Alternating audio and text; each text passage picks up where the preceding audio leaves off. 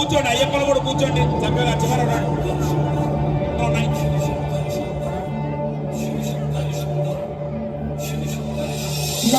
नागेन्द्रहाराय त्रिलोचनाय भस्माङ्गरागाय महेश्वराय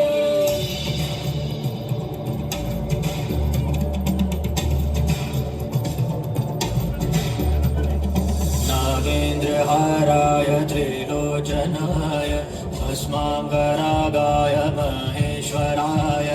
नित्याय शुद्धाय दिगम्बराय तस्मै नकाराय नमः शिवाय नागेन्द्रहाराय त्रिलोचनाय भस्माङ्गरागाय महेश्वराय नित्याय शुद्धाय दिगम्बराय तस्मै नकाराय नमः शिवाय